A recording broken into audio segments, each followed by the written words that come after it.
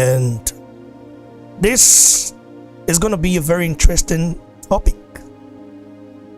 because there are going to be some lessons, let's say some historical teachings as well as we go on.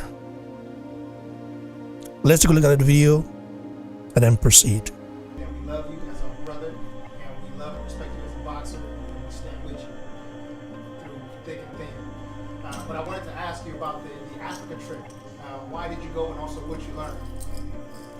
The Africa, I haven't did my Africa trip. My main Africa trip that I want, we haven't done it yet. Okay.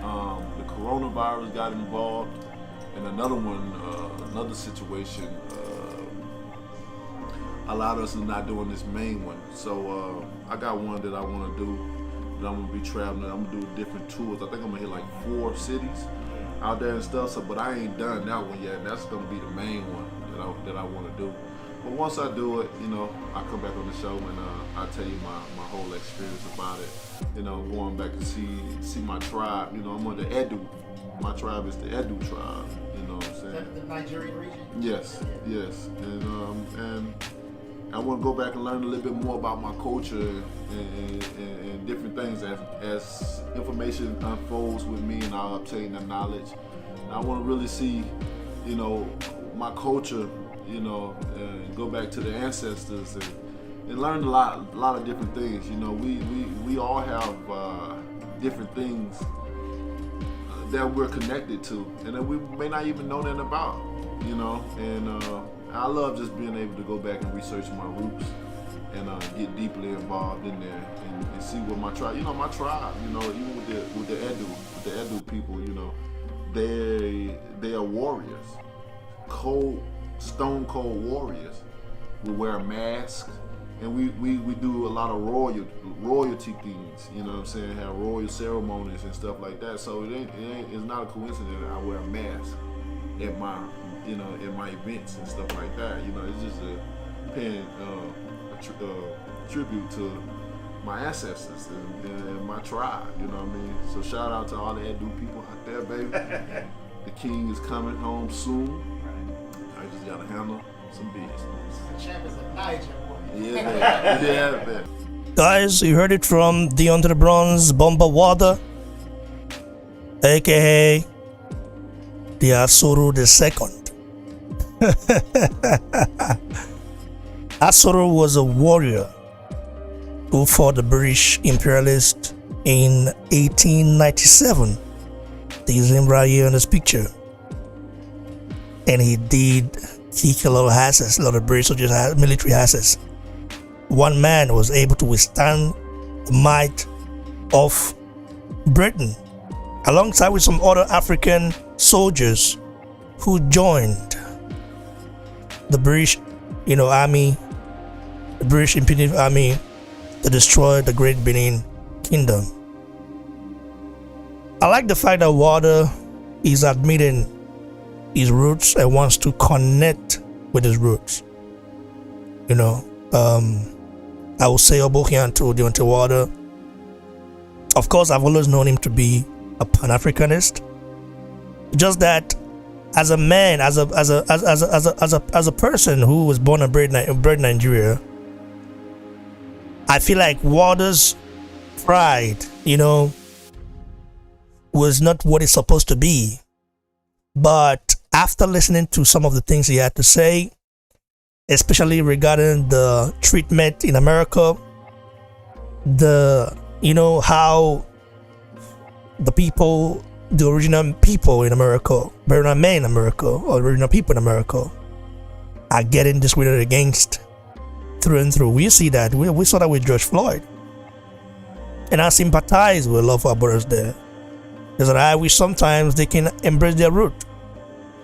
So when Wada came out that was Nigerian the first time, I was very, very happy because I'm a Pan-African, okay? I believe in the unity of Africa.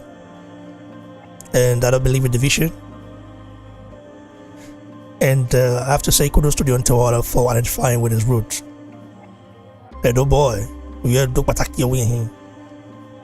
And this reminds me of Ifeajagba. Because people have always compared Ajagba's power to Deontay Wilder's. I said, well, Ajagba's got his power. Ajagba is a monster.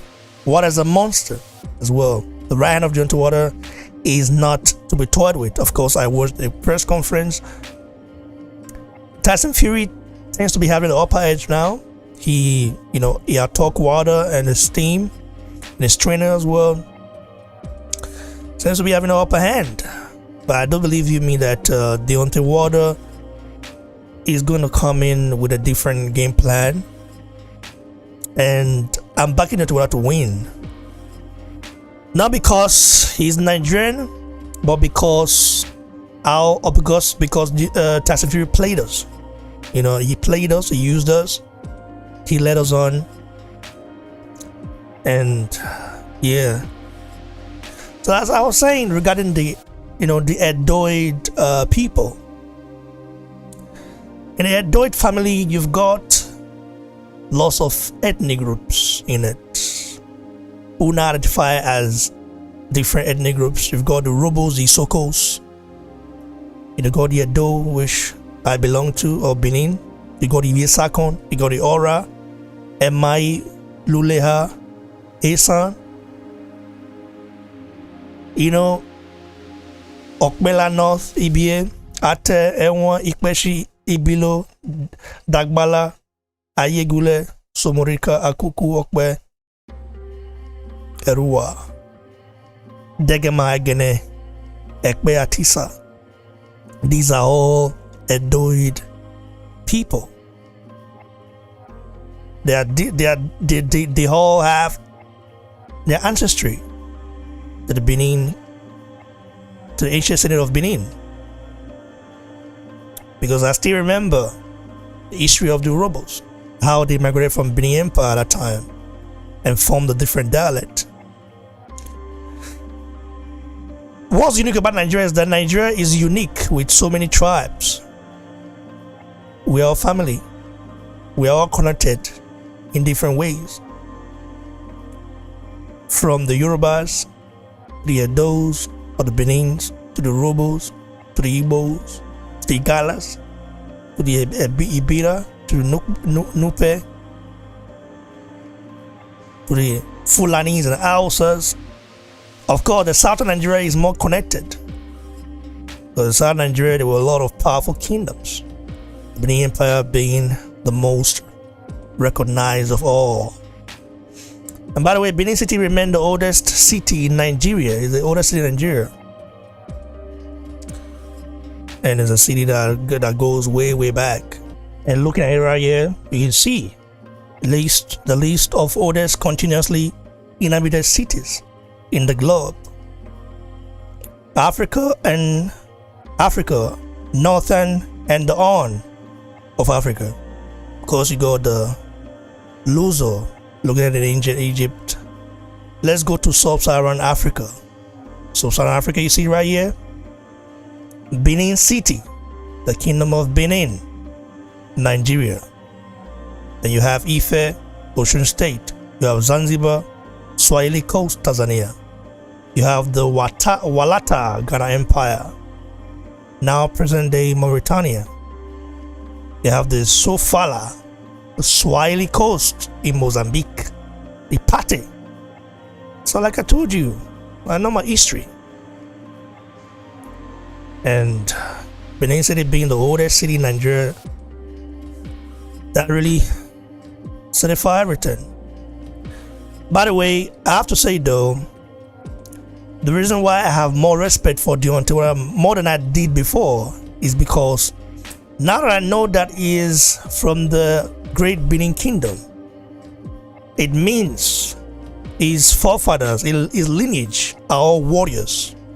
Because believe you me, the Oba of Benin, the king of Benin, Oba Atokwe, did not sell any of our people to the Europeans. That is a fact. So the people that were captured, the warriors, that were taken away from the territory of Benin, were all warriors. And Just like the king, Oba of Urame, who was exiled to Calabar, and then he died there. So I want to say thanks to each and every one of you. Keep supporting the channel.